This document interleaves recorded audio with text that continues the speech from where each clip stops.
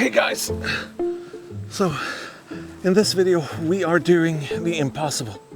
We are going to be hiding the Rode Lavalier II. Believe it or not, but that's something that I thought was pretty impossible. I've done tons and tons of experiments in the past, but I actually think it's doable. Yeah, one of the things I get asked a lot is how to actually hide the Rode Lavalier II. While front-facing capsules have a few benefits, it also makes it very difficult to hide it underneath clothing, at least if we compare it to a regular lavalier where the capsule points straight up. And that's why regular lav methods usually don't work as well with the Lavalier II.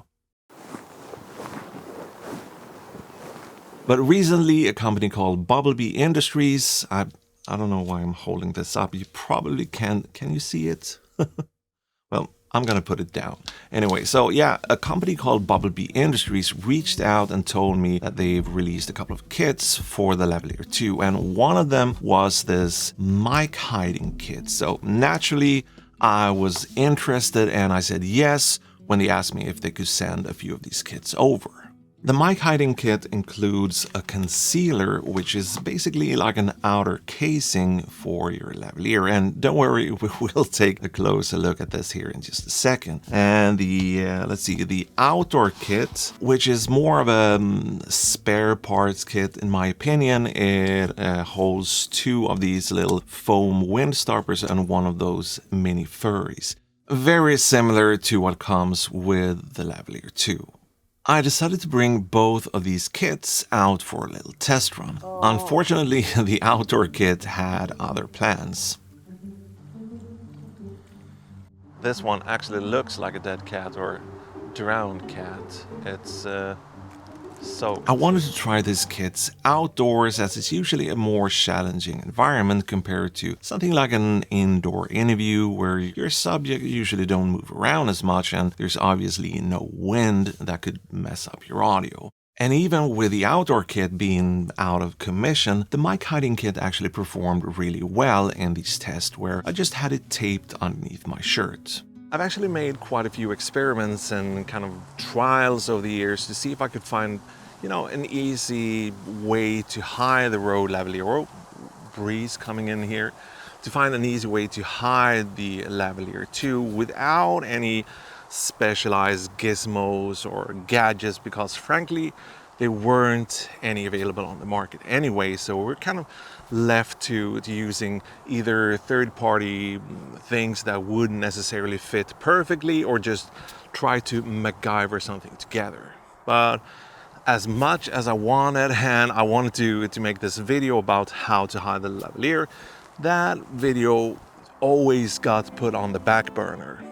So a mic concealer is like an outer casing for your lavalier, and it makes it really easy to prep your lav with windscreens, covers and that sort of stuff before you go ahead and attach it to your talent.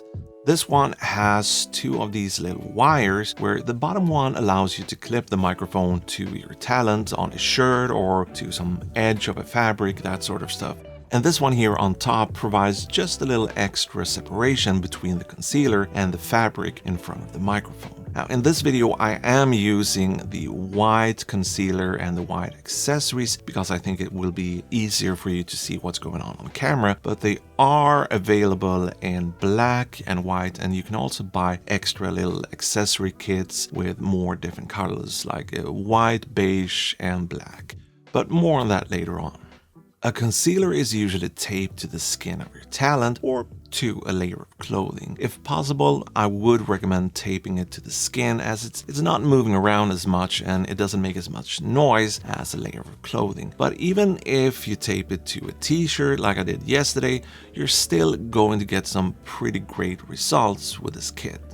So back when I was a kid, there was this travel show on Swedish national television called Packat och Klart, and they always did one of these segments with the host walking at some scenic place with his, you know, jacket over his shoulder, and he was giving you ideas or maybe advice on what time that would be the best to visit a specific location, how much cost to rent a car, dinner for two, that sort of stuff. So, you know, that was my kind of test for a Goa, like we call it.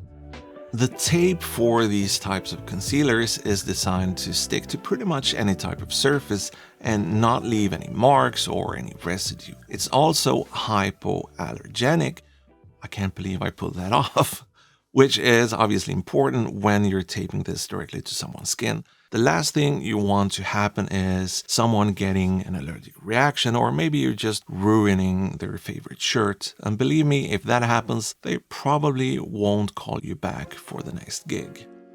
The mic hiding kit also includes a couple of extra items like these patches called moleskins. Now, I'm not exactly sure why they are called moleskins. They're made out of fabric, but these can be used to place, is getting worse. These can be placed over the concealer to provide more protection against breaths or plosives and that sort of stuff.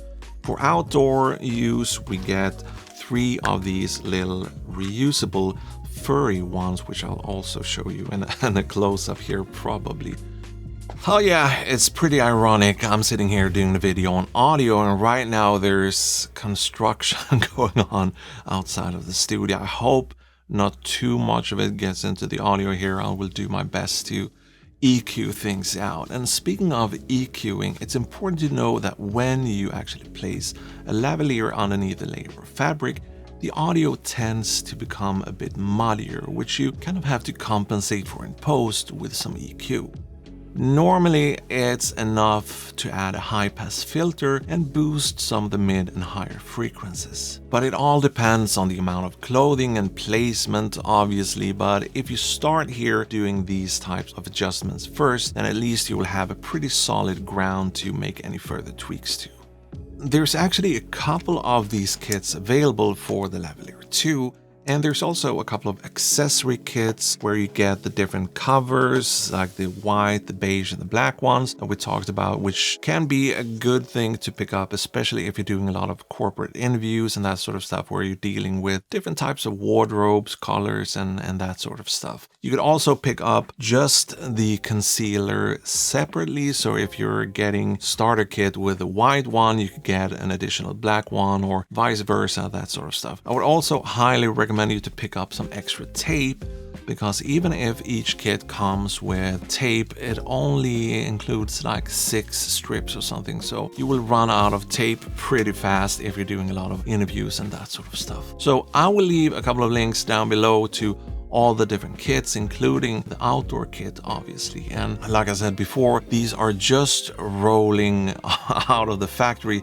so I will update and add more links in the description as they become available on more outlets. And once again, this video isn't sponsored by BubbleBee, but I'm super happy that we're finally seeing some spare parts and some accessories for the Rode Lavalier II. So yeah, I hope you found this video useful and helpful. If you did, consider giving it a thumbs up, and I'll see you in the next one. Okay, hej då! Okay, so a little vlog test. We still got the Lavalier here, and this is super duper heavy, so hopefully the IBIS is working out, taking some of that jitter out of the shot.